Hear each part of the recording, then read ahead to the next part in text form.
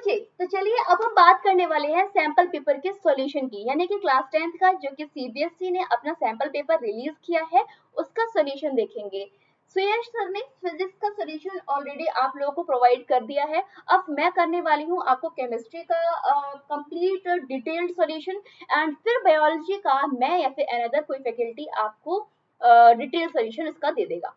चलिए आज बात कर रहे हैं केमिस्ट्री के सेक्शन की। केमिस्ट्री के कितने क्वेश्चन आए हैं, कैसे उन्हें सॉल्व किया जाएगा, किस तरह से आपको अपने टाइम डिवाइड करके चलना है जिससे कि आपका कंप्लीट पेपर हो पाए। तो चलिए देख लेते हैं केमिस्ट्री का पेपर। मुझे तो बहुत अच्छा लगा है, आप लोग भी एक बार नजर डाल लो। तो हमारा साइंस का कोड है 086, जिसमें आपको मार्क्स है 80 का टोटल, और आपके इसमें कुछ क्वेश्चन दिए हुए हैं, लगभग 22-23 क्वेश्चन आपके केमिस्ट्री के हैं।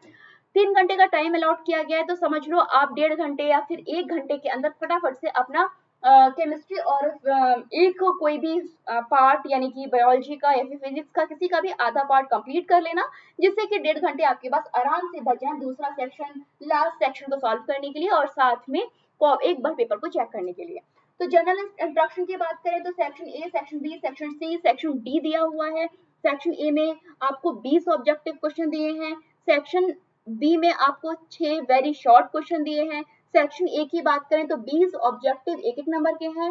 सेक्शन बी आपका 2 नंबर का है।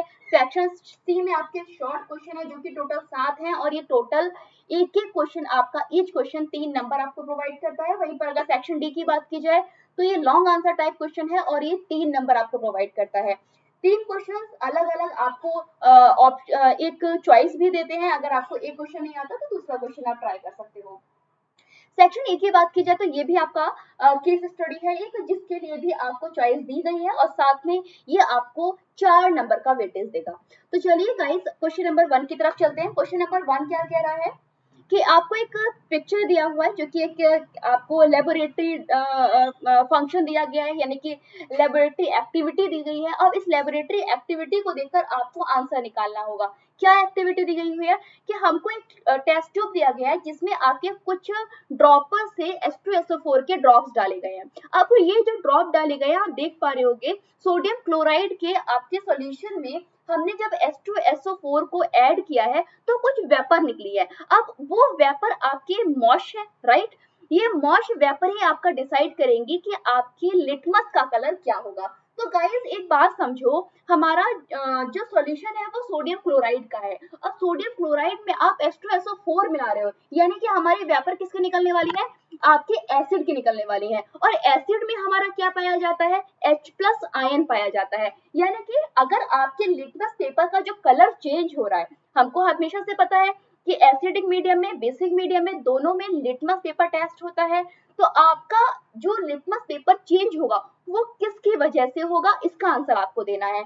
ऑप्शन हमें दिए हैं presence of acid, presence of base, presence of H+ ion in the solution, presence of litmus paper which act as an indicator. Okay, तो अब आपको बताना है कि आपका कौन सा सही आंसर होगा। तो गाइस प्रेजेंस ऑफ एसिड होना चाहिए, बट हमको एकदम प्रिसाइज आंसर देना है। क्या बनेगा इसका प्रिसाइज आंसर, हमारा H+ आयन जो सॉल्यूशन में आ रहा है वो इसका रीजन बनेगा कि आपके मॉश लिटमस पेपर का कलर चेंज करेगा। यानी कि अगर आपके सामने दो आंसर ऑप्शंस रखे होंगे, presence of acid, presence of H+ ion in the solution, तो आपको कंफ्यूज नहीं होना है, सीधे कहाँ जाओगे। हमको पता है ना H2SO4 को जब आप डिसोसिएट करते हो तो twice H+ ion plus HSO4 बनता है, राइट। तो क्या बना, H+ आयन आपका निकला ना, तो इसी वजह से हमारा इसका ऑप्शन नंबर सी सही होगा। तो क्वेश्चन नंबर 1 का आंसर क्या होगा, ऑप्शन नंबर सी, यानी कि ओनली थर्ड। नेक्स्ट क्वेश्चन की तरफ चल रहे हैं। नेक्स्ट क्वेश्चन क्या कह रहा है, एक आपको रिडॉक्स रिएक्शन दी है। क्या है रिडॉक्स रिएक्शन, MnO2 आपके हाइड्रोक्लोरिक एसिड की एसिड में यानी कि हायर क्वांटिटी में रिएक्शन कर रहा है और आपको MnCl2 वाटर और क्लोरीन दे रहा है। तो गाइस आपको ये बताना है कि इस रिडॉक्स रिएक्शन में कौन सा पार्ट आपका रिडक्शन को शो कर रहा है, कौन सा पार्ट आपका ऑक्सीडेशन को शो कर रहा है। अब अगर आप इसके बारे में डिस्कस करो तो उससे पहले आपको कंसेप्ट क्लियर होना बहुत जरूरी है। रिडॉक्स रिएक्शन क्या होती है, सबसे पहले इसको समझ लेते हैं। गाइस रिडॉक्स रिएक्शन हमारी वो रिएक्शंस होती हैं जब किसी एक रिएक्शन में ऑक्सीडेशन और रिडक्शन दोनों एक ही एरिया में हो रहा हो, यानी कि एक साथ आपके दोनों एक्टिविटी परफॉर्म हो रही हो, तो आपकी ऐसी रिएक्शन रिडॉक्स रिएक्शन कहलाती है। अब कैसे रिकॉग्नाइज करोगे आप कि कौन सा पार्ट आपका ऑक्सीडेशन दे रहा है, कौन सा पार्ट आपका रिडक्शन दे रहा है? चलो देख लेते हैं। देखो इसके दो तरीके हैं। सबसे पहला बहुत आसान तरीका कि आप रिमूवल ऑफ ऑक्सीजन देख लो, क्योंकि हम ये बात बहुत अच्छे से जानते हैं कि रिमूवल ऑफ ऑक्सीजन क्या होता है। रिमूवल ऑफ ऑक्सीजन हमारा कहलाता है भाई रिडक्शन, है ना, रिडक्शन। वहीं पर अगर एडिशन कर दिया जाए तो, एडिशन कर दिया जाए तो क्या होगा? तो गाइस हमेशा ध्यान रखना कि अगर H+ आयन का एडिशन हो रहा है, क्या हो रहा है? H+ आयन का एडिशन हो रहा है या फिर अनदर एडिशन हो रहा है, सिंपल बोल दें कि हमारा सॉरी H+ आयन का रिमूवल हो रहा है या फिर आपका ऑक्सीजन का एडिशन हो रहा है, तो हमारा क्या कहलाएगा? ऑक्सीडेशन। तो यहाँ पर हम देख पा रहे हैं कि ऑक्सीजन का एडिशन तो देखने को नहीं मिल रहा है, but removal of oxygen, removal of hydrogen आपको देखने को मिल रहा है। तो रिमूवल ऑफ हाइड्रोजन देखने को मिल रहा है, इसका मतलब क्या हुआ गाइस? ये हमारा हो गया ऑक्सीडेशन, पहला तरीका। तो यहाँ पर देखो, यहाँ पर क्या हुआ? यहाँ पर आपका ऑक्सीजन निकल गया, ऑक्सीजन निकल गया तो मतलब रिमूवल ऑफ ऑक्सीजन मतलब रिडक्शन। तो अगर MnO2 आपके MnCl2 में कन्वर्ट हो रहा है, इसका मतलब इसका रिडक्शन हो रहा है। वहीं पर HCl से आपका क्लोरीन, क्लोरीन ही तो रिप्लेस कर रहा है, यानी कि हाइड्रोजन आपका रिमूव हो रहा है। अब हाइड्रोजन रिमूव हो रहा है, इसका मतलब क्या हो गया? इसका मतलब हो गया ऑक्सीडेशन। अब इसका दूसरा तरीका क्या होता है गाइस? हम लोग ऑक्सीडेशन स्टेट भी देख सकते हैं। ऑक्सीडेशन स्टेट कैसे देखोगे? Have a look. मैं कलर चेंज कर देती हूँ जिससे कि आपको अलग से दिखाई देगा। अब देखो MnO2 का यहाँ पर ऑक्सीडेशन स्टेट क्या है? +2 है। यहाँ पर हमारी ऑक्सीडेशन स्टेट क्या जा रही है? -2 जा रही है, यानी कि +2 से -2 ऑक्सीडेशन स्टेट जाने का मतलब ऑक्सीडेशन स्टेट में कमी आना, यानी कि रिडक्शन होना। वहीं पर यहाँ पर अगर आप देखोगे तो आपके -1 से +2 की तरफ आपकी ऑक्सीडेशन स्टेट जा रही है, यानी कि यहाँ पर क्या हो रहा है? आपका ऑक्सीडेशन हो रहा है। क्लियर? इतनी बात समझ में आ गई? तो गाइस इसका सही आंसर आपका क्या होगा? अब आप लोग खुद देख सकते हो, यहाँ पर आपका सही आंसर होगा MnO2 reduce MnCl2 and HCl oxidize to H2O। No, H2O को तो ऑक्सीडाइज नहीं कर रहा, ये किस में ऑक्सीडाइज हो रहा है? Cl2 में। तो यानी कि आपका option number B will be your right answer. Next question की तरफ चल रहे हैं। नेक्स्ट क्वेश्चन क्या कह रहा है? क्वेश्चन नंबर 3 है। एक बार फिर से हमको एक्टिविटी बेस्ड क्वेश्चन दिया हुआ है। गाइस लिखा हुआ है which of the following is correct oxidation observation of the reaction shown in the above setup।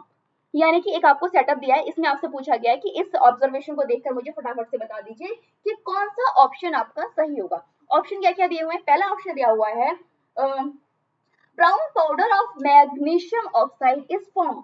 क्या आपका हमारा मैग्नीशियम ऑक्साइड का पाउडर ब्राउन होता है? नो, ये तो गलत हो गया। तो पहला ऑप्शन तो हमारा पहले से क्लियर हो गया कि ये आपका गलत है। Okay just a minute, where is my pen? हाँ, तो पहला आपका गलत हो गया। दूसरा है colourless gas which turn lime water milky is involve. फिर से पढ़ो, कलरलेस गैस है, वो क्या कर रही है? आपके लाइम वाटर को मिल्की कर रही है। ठीक है, क्या ये इसका रीजन है? तो दूर दूर तक यहाँ पर ऐसा कोई सीन आपको दिखाई दे नहीं रहा, तो इसको भी कट करते हैं। तीसरा लिखा हुआ है magnesium ribbon burn with brilliant white light. Guys जब लैब में आपने देखा होगा एक वायर स्प्रिंग करके रखा होता है, आप उसे जब जलाते हो तो एकदम दिवाली जैसी फीलिंग आती है, वो चिट चिट चिट करके चारों तरफ से एकदम फूलझड़ी की तरह जलता है। तो वो क्या होता है? वो हमारा मैग्नीशियम वायर होता है। एंड यस, हमारा ऑप्शन नंबर सी बिल्कुल सही दिखाई दे रहा है। क्लियर? तो ये हमारा ऑप्शन नंबर सी जो कि हमारा इसका सही आंसर है। यानी कि अगर क्वेश्चन थर्ड की बात की जाए तो हमारा सही आंसर क्या है? ऑप्शन नंबर सी है, जो कि बिल्कुल ब्राइट व्हाइट लाइट में जलता है और साथ में हमको क्या देता है? एक व्हाइट कलर का जो राख होता है वो देता है। ओके, नेक्स्ट क्वेश्चन की बात कर लेते हैं। क्वेश्चन नंबर 4 स्क्रीन पर आपके सामने है। क्या कह रहा है? With the reaction with the reference of 4 gases, हमको 4 गैसेस दी हुई है। कौन कौन सी? CO2, CO, Cl2 और O2, यानी कि carbon dioxide, carbon monoxide, chlorine और ऑक्सीजन, ये 4 गैस दी है। अब हमको ये बताना है कौन सा ऐसा इस पूरी टेबल में आपके सामने ऑप्शन है जो कि इन बातों को कंप्लीटली क्लियर करता है। तो कैसे बताओगे इसको, चलो देखते हैं। ऑप्शन दिए हुए हैं ए बी सी डी, और जिसमें अगर एसिडिक ऑक्साइड की बात करें तो पहले ऑप्शन में है कार्बन मोनोऑक्साइड। क्या है? Carbon monoxide. और ये क्या कर रहा है? Use in treatment of water. ठीक है। नेक्स्ट है कि अगर हम वाटर ट्रीटमेंट की बात करें तो उसमें Cl2 गैस यूज की जाती है, तो ये बात तो मुझे सही लग रही है। ठीक है। दूसरा है production of respiration. Production of respiration में O2 निकलती है, तो ये बात तो गलत है, तो इसका मतलब ऑप्शन नंबर 1 तो गलत हो गया। अब बात कर लेते हैं ऑप्शन नंबर बी की। तो गाइस ऑप्शन नंबर बी क्या है? Acidic oxide. क्या बोला? Acidic oxide. गाइस हमेशा ध्यान रखना, कार्बन डाइऑक्साइड हमारा नॉन मेटल ऑक्साइड है, और नॉन मेटल ऑक्साइड हमारा हमेशा एसिडिक होता है। तो हमारी ये वाला ऑप्शन एकदम सही हो गया कि हमारा एसिडिक ऑक्साइड कौन सा होगा? CO2। Use in the treatment of water, ये हमारे वाटर के ट्रीटमेंट में यूज किया जाता है। तो यस गाइस हमारा Cl2 हमारा वाटर के ट्रीटमेंट में यूज किया जाता है। गिव मी 2 मिनट, में फटाफट से चार्जर लगा लूं क्योंकि बैटरी जाने वाली है मेरी।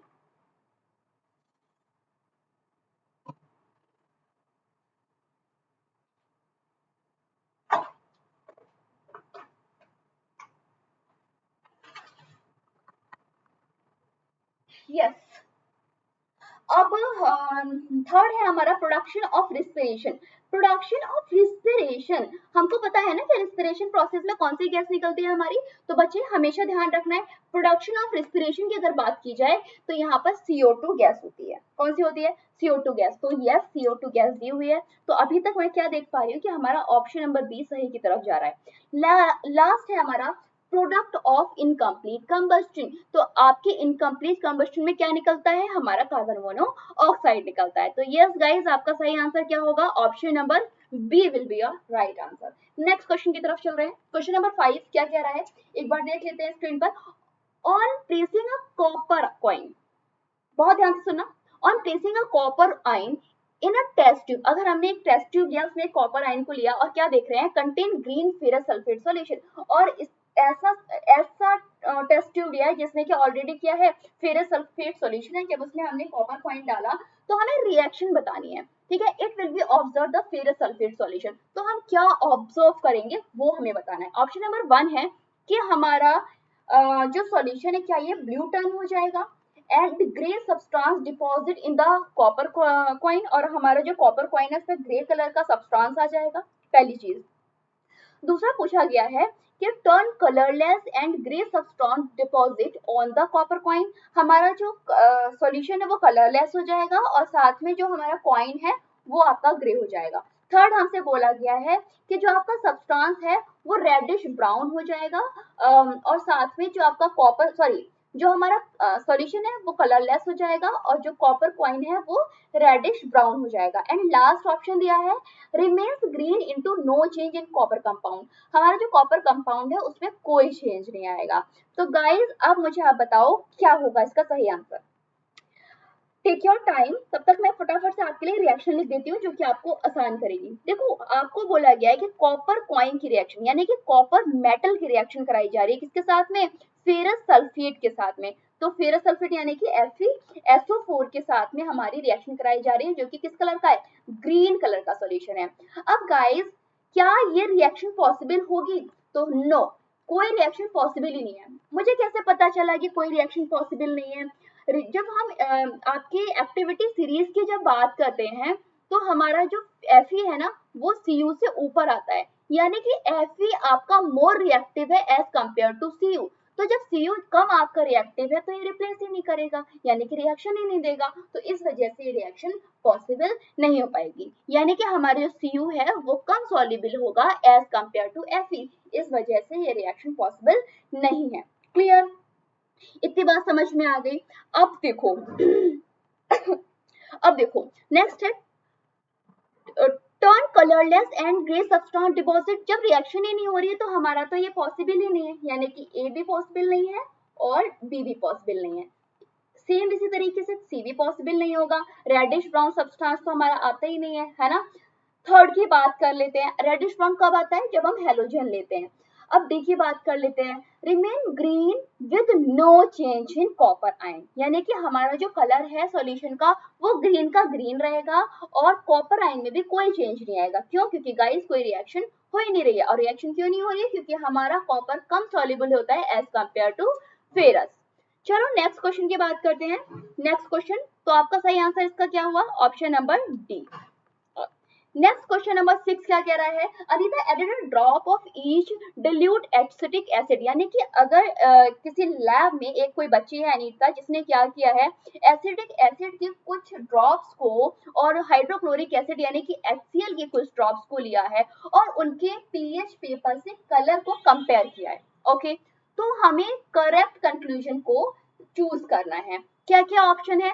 pH of acidic acid is more than HCl, pH of acidic acid is less than HCl, acidic acid dissociate complete in aqueous solution and acidic acid is strong acid।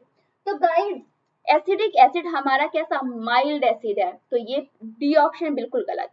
दूसरा, हमेशा ध्यान रखना है, क्या ध्यान रखना है? कि जितना स्ट्रॉन्ग एसिड उतना कम पीएच। ठीक है, क्या ध्यान रखोगे? स्ट्रॉन्ग एसिड लो पीएच, और जब स्ट्रॉन्ग एसिड है तो हमारा पीएच लो होगा, यानी कि HCl हमारा स्ट्रॉन्ग एसिड है तो इसका पीएच लो होना चाहिए। चलो फटाफट से ढूंढ लेते हैं ऐसा आंसर कौन सा है, तो ये है हमारा ऑप्शन नंबर बी। ओके, तो एक second, no, option number A, क्योंकि हमारा ये वीक एसिड है तो इसका पीएच क्या होगा? ज्यादा होगा एज कंपेयर टू HCl। तो हमारा इसका सही आंसर क्या हो गया? Option number 1। नेक्स्ट है question number 7, the formula of organic compound are shown below, choose correct option. हमको करेक्ट ऑप्शन चूज करना है। तो गाइस पहला तो हमारा हो गया एथीन, दूसरा हो गया एथेनोइक एसिड, तीसरा हमारा इथेन हो गया और लास्ट हमारा हो गया एथेनल, क्योंकि यहाँ पर OH ग्रुप है। अब हमको बताना है इसका सही ऑप्शन, तो लिखा हुआ है ऑप्शन नंबर 1 में A and B are saturated hydrocarbons. तो देखो ये अनसैचुरेटेड हाइड्रोकार्बन्स तो है, अनसैचुरेटेड तो है बट हाइड्रोकार्बन नहीं है। अब मैंने ऐसा क्यों बोला? क्योंकि गाइस हाइड्रोकार्बन में हाइड्रोजन और कार्बन आता है, ना कि ऑक्सीजन, तो बी में तो ऑक्सीजन आ गया, तो आपका पहला तो गलत हो गया। दूसरा है C and D are saturated hydrocarbon, क्या सी और डी आपके सैचुरेटेड हाइड्रोकार्बन है? जरा एक बार चेक कर लो, एक बार फिर से ध्यान से देखो, क्या इसमें सैचुरेटेड हाइड्रोकार्बन है? तो एक बार फिर देख लिया कि यहाँ पर O आ चुका है, तो यानी कि ये भी नहीं है। तीसरा, addition of hydrogen in the presence of catalyst changes A to C, आपका A आपके C में कन्वर्ट हो रहा है, ऐसा आपको बताया गया है। क्या बोला गया है?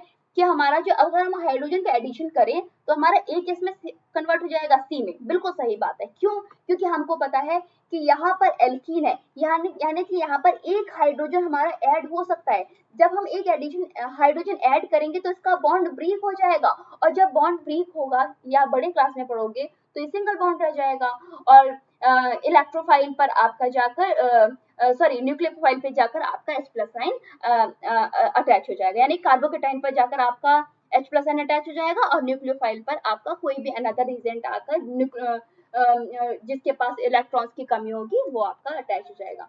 ठीक है, तो ये आपका एक प्रॉपर मैकेनिज्म होगी। सिंपल अगर 9th क्लास के बेस पर इस चीज को समझने की कोशिश करें तो बस इतना ध्यान रखना है कि एल्कीन है तो एक हाइड्रोजन आपका अटैच हो सकता है, एक हाइड्रोजन अटैच होगा तो डबल बॉन्ड हट जाएगा, तो यस A से C में आपकी रिएक्शन पॉसिबल है, एडिशन रिएक्शन होगी।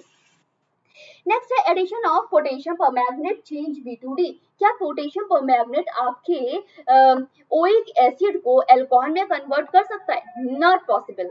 तो आपका सही आंसर क्या होगा? Option number C will be your right answer. Next question, next question है असर्शन रीजन का। चलो गाइस पढ़ लेते हैं हम, ये तो आपको रूल्स अच्छे से पता ही होंगे कि आपको असर्शन रीजन दोनों पढ़ने हैं, अपना परफेक्ट कंक्लूजन देना है। तो गाइस हमारा क्वेश्चन क्या है?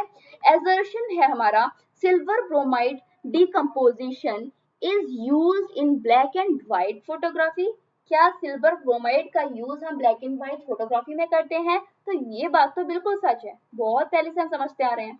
रीजन की बात कर लेते हैं। रीजन लिखा है light provide energy for this exothermic reaction, क्या ये एक्सोथर्मिक रिएक्शन होगी? सोचो जरा इसके बारे में। देखो कैसे? मैंने बोला कि सोचो जरा इस बात को, ऐसा मैंने क्यों बोला, इसका मतलब कुछ तो गड़बड़ है। गड़बड़ क्या है? हमेशा ध्यान रखना, यहाँ पर हमारी एजर्शन तो सही है। अब देखो रीजन की हम बात कर रहे हैं, हमेशा ध्यान रखना कि जब आपकी यहाँ पर फोटोग्राफी की बात होती है, यानी कि यहाँ से एनर्जी रिलीज नहीं हो रही है, एनर्जी ऐड हो रही है ना। एनर्जी क्या हो रही है? ऐड हो रही है। जब एनर्जी जा रही है, यानी कि कहना चाहिए एनर्जी यूज हो रही है, तो इसको क्या बोलेंगे? Endothermic reaction. क्या बोलेंगे? तो ये आपकी एंडोथर्मिक रिएक्शन होगी। नेक्स्ट देखो, नेक्स्ट है सेक्शन बी, जिसमें हमारा क्वेश्चन दिया हुआ है a clear solution of slag line made by dissolving CaOH का होल ट्वाइस। यानी कि आपको बोला गया है कि स्लैग लाइन की रिएक्शन जब आपके कैल्शियम हाइड्रोक्साइड से एक्सिस ऑफ वाटर में होती है, तो हमारा क्या होता है सॉल्यूशन, और अगर इस सॉल्यूशन को एयर में छोड़ दिया जाए या फिर वायु में छोड़ दिया जाए, तो क्या होगा? हमारा जो सॉल्यूशन है वो धीरे धीरे से व्हाइट होने लगता है। गाइस ऐसा क्यों होता है, इसका हमको रीजन समझना होगा। अब हमसे पूछा गया है कि वाई एक्सप्लेन वाई अ फेंट वाइट प्रेसिपिटेट फॉर्म, कि ये व्हाइट प्रेसिपिटेट क्यों फॉर्म होता है और इसका हमारा जो कलर है वो व्हाइट क्यों हो जाता है। तो गाइस इसका एक्सप्लेनेशन के लिए एक सिंपल सी रिएक्शन होती है, चलो उसको मैं लिख देती हूँ आपके लिए। CaOH का होल ट्वाइस जब रिएक्शन करता है कार्बन डाइऑक्साइड से, ठीक है, तो आपका क्या बनेगा? COCO3 बनेगा, ठीक है, यानी कि कैल्शियम कार्बोनेट बनेगा और साथ में आपका वाटर निकलेगा। तो ये जो CaCO2 है, ये आपका क्या है? व्हाइट पीपीटी है। और ये व्हाइट पीपीटी कैसी होती है? इनसॉल्युबल होती है। और इनसॉल्युबल होने की वजह से ये धीरे धीरे हल्की सी माइल्ड सॉल्यूशन में घुल जाती है, जिसकी वजह से हमारा जो स्लैक लाइन का प्रॉपर सॉल्यूशन होता है वो आपका कैसा दिखता है? मिल्की व्हाइट दिखता है। क्लियर? बहुत इजी सा इसका एक्सप्लेनेशन था। चलो नेक्स्ट क्वेश्चन की तरफ चलते हैं। नेक्स्ट क्वेश्चन ऑप्शन में दिया हुआ है कीर्ति एडेड डाइल्यूट हाइड्रोक्लोरिक एसिड। कीर्ति क्या कर रही है? डाइल्यूट HCl को ऐड कर रही है to 4 metals and recorded her observation. 4 metal दिए हैं जिस पर कीर्ति ने अपना हाइड्रोक्लोरिक एसिड का एक ऑब्जर्वेशन रिकॉर्ड किया है। क्या ऑब्जर्वेशन रिकॉर्ड किया है हमको देखना है। मेटल दिए हैं कॉपर, आयरन, मैग्नीशियम, जिंक, और आपसे पूछा गया है कि गैस इवॉल्व होगी कि नहीं होगी। तो एक बार फिर से आपको क्या करना होगा? इलेक्ट्रोकेमिकल सीरीज को समझना होगा। अगर आपको इलेक्ट्रोकेमिकल सीरीज पता होगी तो इस चीज को आप बहुत आसानी से समझ जाओगे। तो हमारा बेस क्या होता है? हाइड्रोजन होता है। हाइड्रोजन के ऊपर कितने आ रहे हैं? Zn आता है, Mg भी आता है, Mn भी आता है, ठीक है, और Fe भी आता है, राइट। और हाइड्रोजन के नीचे हमारा आता है Cu। तो गाइस आपको पता है कि हाइड्रोजन के ऊपर वाले मोर रिएक्टिव होते हैं और नीचे वाले लेस रिएक्टिव होते हैं। यानी कि एक चीज तो क्लियर हो गई कि कॉपर हमारा गैस इवॉल्व नहीं करेगा, है ना। तो ये आपका गलत हो गया क्योंकि यहाँ पर लिखा हुआ है यस। आयरन हमारा गैस इवॉल्व करेगा, यस करेगा। मैग्नीशियम हमारा गैस इवॉल्व करेगा, करेगा, बट यहाँ तो नो लिखा हुआ है तो ये भी गलत हो गया। जिंक हमारा गैस इवॉल्व करेगा, गैस इवॉल्व, यस ये भी हमारा गैस इवॉल्व करेगा। क्लियर? तो गाइज हमारा इसका सही आंसर प्रॉपर क्या कहलाएगा? बताओ बताओ क्या कहलाएगा हमारा इसका सही प्रॉपर आंसर? तो गाइज हमारे इसमें सही आंसर कहलाएगा आपका आयरन, यानी कि बी। सिर्फ यही है आपका जो एकदम सही आंसर दे रहा है, ठीक है। तो इसका सही आंसर क्या होगा? बी, यानी कि आयरन। ठीक, नेक्स्ट। अच्छा ये तो आपको पता ही होगा ना कि अगर आयरन आपका रिएक्शन कर रहा है तो FeCl2 और FeCl3 फॉर्म में करेगा। और वहीं पर अगर आपकी बात की जाए मैग्नीशियम की, तो मैग्नीशियम आपका Zn और HCl के साथ डायरेक्ट रिएक्शन करके ZnCl बना लेगा, है ना। ZnCl2 + H2 ऐसे करके आपकी रिएक्शन बन जाती है। तो गाइज ये था आपका नेक्स्ट 21 क्वेश्चन। अब 27 क्वेश्चन की बात कर लेते हैं। क्या पूछ रहा है 27 क्वेश्चन? तो गाइज 27 क्वेश्चन में हमसे पूछा गया है कि रिएक्शन बतानी है कि कौन से डिस्प्लेसमेंट रिएक्शन, सॉरी कौन सी रिएक्शन आपकी कौन सा दे रही है। तो हमारी पहली रिएक्शन एकदम क्लियर दिख रही है कि आपके डिस्प्लेसमेंट रिएक्शन दे रही है। कैसे दे रही है? देखो ए और बी है ना, तो आपका क्या हुआ? बी डिस्प्लेस, सॉरी यहाँ पर आपका बी डिस्प्लेस हो गया और आपका ए आ गया, तो यहाँ पे क्या आ गया? AC + B। अब यहाँ पर देखो, यहाँ पर आप देख पा रहे होगे आप कि C डिस्प्लेस हुआ और यहाँ पर आपका A डिस्प्लेस हुआ या B डिस्प्लेस हुआ, तो यानी कि AC और BD बन गया। तो ये आपका हो गया डिस्प्लेसमेंट और ये आपका हो गया डबल डिस्प्लेसमेंट, ठीक है, DD। नेक्स्ट नेक्स्ट आपके सामने एक फिर से एक डायग्राम दिया हुआ है और आपसे कुछ क्वेश्चन पूछे गए हैं, उसके आंसर आपको देने हैं। क्वेश्चन क्या है, identify the gas involved in the anode and cathode in the above experimental setup. एक एक्सपेरिमेंटल सेटअप है, इसके एनोड कैथोड पे कौन सी गैस आपकी इवॉल्व हो रही है, इसके बारे में पूछा गया है। दूसरा बोला गया है name the process of the reaction occur, ये कौन सी प्रोसेस हो रही है, इस प्रोसेस का नाम क्या है। तो देखो ब्राइन रिएक्शन, ब्राइन सॉल्यूशन में आपकी हो रही है, तो हमको ये बात समझ में आ रही है कि क्लोरीन आपकी निकलेगी गैस और क्लोरीन गैस निकलेगी, एल्कलाइन सॉल्यूशन है, तो इसका मतलब क्या हो गया, क्लोरी एल्कलाइनेशन प्रोसेस ये आपकी हो रही है, यानी कि क्लोरी एल्कली प्रोसेस। ओके, नेक्स्ट है चलो इसका तो पता चल गया आंसर हम लोग को कि क्लोरीएल की प्रोसेस है। बी है illustrate the reaction of the process with the help of the chemical reaction. तो गाइस अब देखो जरा, पहला इसका आंसर आपको पता चल गया, क्लोरीएल की रिएक्शन है, ठीक है। अब देखो हम रिएक्शन की बात कर रहे हैं, केमिकल रिएक्शन की, तो यहाँ पर मैं लिख देती हूँ। ब्राइन क्या होता है, NaCl सॉल्यूशन जब आपका वाटर में ऐड होता है तो इसे हम कहते हैं ब्राइन, क्या बोलते हैं इसको, ब्राइन बोलते हैं। और जब इसकी इलेक्ट्रोलिसिस कराई जाती है तो गाइज आपका बनता है NaOH, Cl2 और H2O। और अगर बात की जाए H2O की तो ये आपकी होती है कैथोड पर और Cl2 हमारा एनोड पर निकलता है, ठीक है। तो हमको इसका भी आंसर मिल गया, किसका, ऑप्शन नंबर एक, क्वेश्चन नंबर ए का भी आंसर मिल गया और क्वेश्चन नंबर सी का भी आंसर मिल गया। चलो गाइज नेक्स्ट है लास्ट सेक्शन नंबर डी का 4 क्वेश्चन पूछा गया है। सृष्टि क्या कर रही है, एथेनॉल को हीट कर रही है, क्या कर रही है, सृष्टि एथेनॉल को हीट कर रही है और compound with a compound A, कोई एक कंपाउंड है ए उसके प्रेजेंस में। तो चलो रिएक्शन लिखते हैं, C2H5OH, इसको किसी अननोन कंपाउंड के प्रेजेंस में सृष्टि ने हीट किया। तो लिखा है कि कुछ ड्रॉप सल्फ्यूरिक एसिड मिलाने पर उसने क्या देखा कि स्वीट स्मेल प्रोडक्ट मिला। स्वीट स्मेल प्रोडक्ट यानी कि क्या मिला होगा, एस्टर मिला होगा, ठीक है, ठीक है। तो एक चीज हमको क्लियर हो गई कि अगर स्वीट स्मेलिंग की बात हो रही है तो हमें कहीं नहीं सोचना है, डायरेक्ट एस्टर कंपाउंड की तरफ जाना है। यानी कि जब आपके एथेनॉल की रिएक्शन किसी अननोन कंपाउंड से हुई है इन द प्रेजेंस ऑफ एसिड, और एसिड क्या है हमारा H2SO4 की कुछ ड्रॉप्स हैं, तो गाइज एक चीज क्लियर हो गई कि हमारे एस्टर प्रोडक्ट बनेगा। अब एस्टर में भी कौन सा एस्टर बनेगा इसको देख लेंगे। आगे क्वेश्चन कहता है कि when B is treated with the sodium hydroxide, कि जो आपका मेन प्रोडक्ट आया जब उसे हमने सोडियम हाइड्रोक्साइड के साथ ये आपका हो जाएगा बी प्रोडक्ट और ये है आपका ए प्रोडक्ट, और इससे जो आगे प्रोडक्ट आएगा सी प्रोडक्ट आएगा, ठीक है। तो बनने वाला जो प्रोडक्ट होगा वो आपको वापस से एथेनॉल और कंपाउंड सी देगा, ठीक है। तो चलो इस रिएक्शन को हम पूरा करते हैं।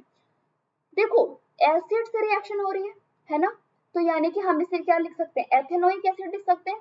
तो लिख दे यहाँ पे CH3COOH, ठीक है, CH3COOH से रिएक्शन हुई, आपका क्या बना, एस्टर बन गया, यानी कि CH3COOC2H5 बन गया। अब ये जो एथेनोइक एसिड है इसकी रिएक्शन उन्होंने बोली कि NaOH के प्रेजेंस में हुई, ठीक है, NaOH के साथ में इसकी रिएक्शन हुई। तो आपका एक तो एथेनॉल ऑलरेडी बना हुआ है और साथ में अननोन प्रोडक्ट सी बना, तो अननोन प्रोडक्ट सी क्या बना, CH3COONA बन गया, है ना। और ये आपका किस में यूज होता है, नॉर्मली विनेगर एसेंस में यूज किया जाता है।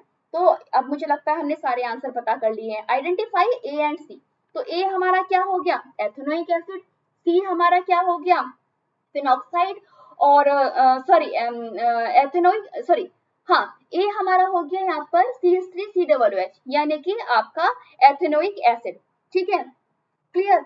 दूसरा आपका बी, हाँ एक सेकेंड, सी पूछा गया है, ओके सी पूछा गया है, तो सी आपका हो जाएगा यहाँ पर CH3COONA, ठीक है, और ये आपका हो जाएगा CH3COOH, ठीक है। और नेक्स्ट है कंपाउंड ए एंड बी, है ना, कि कंपाउंड ए और बी को कहाँ यूज किया जाता है। तो कंपाउंड ए तो हमारा एस्टर आया है, तो एस्टर हम सॉरी कंपाउंड बी तो हमारा एस्टर आया है, और एस्टर हमारा स्वीट स्मेलिंग होता है, जिसको हम लोग नॉर्मली कहना चाहिए इसमें फूड में करते हैं, जैसे कि वेनिला है इन और आपका कोई भी जैसे केक है, इन सभी में आपका एस्टर यूज किया जाता है। वहीं पर अगर आपकी एक ही बात की जाए तो हमें पता है कि आपके विनेगर वगैरह में यूज किया जाता है, राइट, एसेंस होते हैं। Right the chemical reaction involve the name of the reaction, तो रिएक्शन मैं ऑलरेडी आपके लिए लिख चुकी हूँ। चलो नेक्स्ट क्वेश्चन की बात कर लेते हैं। नेक्स्ट क्वेश्चन लिखा है what is the role of concentrated sulphuric acid when it heated with the ethanol at 443 kelvin, कि जब आपके एथेनॉल को हीट किया जाता है 44 केल्विन पर, तो इसके लिए आपको रिएक्शन लिखनी है। तो गाइज ये आप खुद लिख लेना। नेक्स्ट क्वेश्चन है ratio by the mistake ratio by mistake forget a label, ठीक है, the two test tube containing, मतलब रेशनिंग प्रैक्टिकल क्या है जिसमें एथेनॉल और एथेनोइक एसिड उसने टेस्ट ट्यूब में लिया है बट उसने लेवल लगाना भूल गया। अब वो कैसे चेक करेगी कि कौन से टेस्ट ट्यूब में आपका एथेनॉल है, कौन से टेस्ट ट्यूब में आपका एथेनोइक एसिड है, तो ये कैसे पता करेगी और कैसे किस रिएक्शन से पता करेगी? तो गाइज हमको ये बताना है। तो हमेशा ध्यान रखना सोडियम कार्ब, देखो एथेनॉल तो हमारा रिएक्शन नहीं देगा, कोई चेंज नहीं देगा, क्योंकि क्या है ये आपका एक अल्कोहल है। वहीं पे अगर एसिड की बात की जाए, एथेनोइक एसिड की बात की जाए, तो गाइज एसिड हमारे रिएक्शन देते हैं। मान लो एसिड की रिएक्शन मैंने बेस से करा दी, इमेजिन करो सोडियम कार्बोनेट से करा दी या फिर सोडियम बाइकार्बोनेट से करा दी, यानी कि Na2CO3 या फिर NaCO3 से करा दी, तो क्या होगा? हमको बहुत अच्छे से पता है कि जब आपका एसिड रिएक्शन करता है किसी बेस के साथ में तो सॉल्ट बनता है, और सॉल्ट के साथ में बाय प्रोडक्ट बनता है हमारा वाटर, और साथ में एक गैस जो कि होती है कार्बन डाइऑक्साइड। तो आपने क्या फील किया कि अगर किसी टेस्ट ट्यूब में हमने बेस, दोनों टेस्ट ट्यूब में हम बेस मिलाएंगे, जब बेस को मिलाएंगे तो क्या फील करेंगे? ये देखेंगे कि कौन से टेस्ट ट्यूब से हमारी CO2 निकल रही है। जिस टेस्ट ट्यूब से हमारी CO2 निकलेगी उसी में हमारा एथेनोइक एसिड होगा, क्योंकि हमारा अल्कोहल कोई रिएक्शन नहीं देता है। नेक्स्ट क्वेश्चन की बात कर लेते हैं। गाइस क्वेश्चन नंबर 37 है, जो कि लास्ट सेक्शन सी का लॉन्ग क्वेश्चन है। चलो केस स्टडी को पढ़ लेते हैं और इसके आंसर देने की कोशिश करेंगे। केस स्टडी क्या कहती है? Two student decide to investigate a effect of water and air in iron object under the identical experimental condition. They measured the mass of each object before placing it partially immersed in 10 ml of water. After a few days, the objects were removed, dried, and the mass were measured. Table shows their result. अब हमको इन्होंने क्या बोला है कि आपके पास दो चीजें हैं, नील है और एक थिन प्लेट है। नील किसका है? आयरन का है, और एक थिन प्लेट है। हमसे ये बोला गया है कि दोनों की जब रिएक्शन कराई गई, यानी कि दोनों को जब एनवायरनमेंट में छोड़ा गया, तो इन पे रस्टिंग हुई, और रस्टिंग से पहले इनका जो वेट था वो 3 और 6 था, यानी कि नील 3 का था और जो 3 ग्राम का था, और जो थिन प्लेट थी वो हमारी 6 ग्राम थी। जब इसमें रस्टिंग हो गई तो क्या हुआ कि हमारा जो ऑब्जेक्ट है, यानी कि जो हमारा नेल और प्लेट है, उनके मासेस में चेंजेस आए। नेल का मास हो गया 3.15 और वहीं पर थिन प्लेट का 6.3 हो गया। तो गाइस हमको ये बताना है, ऑब्जर्व करना है कि आपके कौन से वाले पार्ट में, यानी कौन से ऑब्जेक्ट के मास में ज्यादा चेंज आया। तो have a look. Guys nail की बात की जाए तो 3 से 3.15 चला गया, यानी कि कितनी इंक्रीज हुआ? 0.15 ग्राम का यहाँ पर वेट में एक्सेंस आया है, यानी कि आपका वेट बढ़ा है। वहीं पर अगर बात की जाए थिन प्लेट की, तो यहाँ पर आपका पहले बिफोर रस्टिंग 6 ग्राम का था, आफ्टर रस्टिंग 6.33 का हो गया है, यानी कि 0.33 का आपकी यहाँ पर चेंज देखने को मिल रहा है, और ये मास आपका कैसा बढ़ता हुआ दिख रहा है। तो आपने ऑब्जर्वेशन में क्या देखा कि हमारा थिन प्लेट में ज्यादा वेट चेंज हो रहा है एज कंपेयर टू नेल। तो गाइज इससे क्या कंक्लूजन निकला कि जितना ज्यादा आपका सरफेस ऑफ एरिया उतना ज्यादा आपकी रस्टिंग, जितना ज्यादा आपका वॉल्यूम उतनी ज्यादा आपकी रस्टिंग। नेक्स्ट ऑप्शन की तरफ चलते हैं। नेक्स्ट क्या बोला गया है? another set of the student coated with the iron and zinc metal. हाँ, अब इन्होंने बोला कि अब एक स्टूडेंट ने क्या किया कि इस नेल को और इस प्लेट को जिंक मेटल के सॉल्यूशन से कोट कर दिया। तो गाइस ये पूछा गया है कि इसका एडवांटेज क्या है और इससे आपका जो जिंक है वो डैमेज नहीं हो रहा, कौन सी वाली प्रोसेस आपकी जल्दी डैमेज होगी, और साथ ही इस प्रोसेस को क्या कहते हैं। तो एक चीज समझ लो, जब आपकी चीज कोट हो गई है जिंक से, तो यानी कि ये आपकी रस्टिंग तो नहीं होगी। ओके, इस प्रोसेस को क्या कहते हैं, क्वेश्चन हमारा ये है। तो क्वेश्चन के हिसाब से आपको एक चीज पता है कि जब आप किसी भी मेटल को जिंक सॉल्यूशन से कोट करते हो, तो इस प्रोसेस को हम क्या कहते हैं, गैल्वेनाइजेशन कहते हैं। तो यस, इसका आंसर क्या हो जाएगा, गैल्वेनाइजेशन। क्लियर। अब एक आपके सामने क्वेश्चन है जो कि ऑप्शन में दिया हुआ है, in which of the following application iron rusting will occur most. इनमें से ये आपके सामने कुछ पिक्चर्स दी हैं और इनमें से पूछा गया है सबसे पहले रस्टिंग किसमें देखने को मिलेगी। तो गाइस आपको ऑप्शन नंबर 1 में दिया है iron bucket electroplated with zinc. कितना इजी क्वेश्चन है, ठीक है, कि एक बकेट है जो कि इलेक्ट्रोप्लेटेड है, किससे, जिंक से आपकी प्लेटेड हो रखी है, यानी कि लिपटी हुई है। तो यस, ये तो आपकी रस्टिंग से बची हुई है। सेकंड है electricity cable having iron wire covered with the aluminium. जब आपका वायर एल्यूमिनियम से कवर्ड है, तो ये भी रस्टिंग इस पे भी देरी से होगी। वहीं पर थर्ड है आपका iron hinges in the on the gate, कि जो आपके दीवार के हिंडर्स होते हैं ना, जिससे हमारी, सॉरी, गेट के जो हिंडर्स होते हैं ना, जिससे हमारा गेट आगे पीछे मूव करता है, उन्हें कहते हैं आयरन हिंग्स। तो ये जो हिंग्स हैं आपके, इन पे तो कोई इन्होंने डिटेल्स दी नहीं है। तो क्या ये आपका ज्यादा रस्ट होगा, तो यस गाइस, ये तो हमारा रस्ट होगा, बट ज्यादा होगा या कम होगा, ये हमारा लास्ट ऑप्शन डिसाइड करेगा। लास्ट ऑप्शन है प्रिंटेड आयरन फिल्म्स। तो जो हमारी रेलिंग होती है ना, वो पेंटेड है, तो यस, ये भी हमारी देर से रस्ट होगी। इसका मतलब आपका सही आंसर क्या है, number 3, iron hinges on the gate. तो गाइज ये था हमारा कंप्लीट सैंपल पेपर केमिस्ट्री का, जिसको कि हम लोगों ने डिस्कस किया। आई होप आप देख पा रहे होंगे कि पेपर बहुत इजी है। अगर आपने थोड़ी मोड़ी भी पढ़ाई करी है तो पेपर आपको बहुत इजी लग रहा होगा। नहीं की है तो प्लीज आप चैनल पर जाइए, वीडियोस को विजिट कीजिए, और जितना ज्यादा आपके डाउट्स हैं उनको कमेंट बॉक्स में डालिए, जिससे कि उनके सॉल्यूशन हम आपके लिए डाल पाएं। तो गाइज ये था हमारा पूरा केमिस्ट्री का कंप्लीट सॉल्यूशन। अगर कोई भी डाउट आता है तो नीचे कमेंट करेंगे, और साथ में वीडियो को जितना ज्यादा आप वॉच कर सकते हैं कीजिएगा, जिससे कि ज्यादा क्लैरिटी आए, और सैंपल पेपर को आप खुद भी एक बार डाउनलोड कर लीजिएगा। सैंपल पेपर, सॉल्यूशन और आपको पीडीएफ, सारी चीजें डिस्क्रिप्शन बॉक्स में मिल जाएंगी। तो गाइज अभी के लिए बस इतना ही, तब तक stay tuned, stay safe, have a good night, bye, see you tomorrow, thank you so much.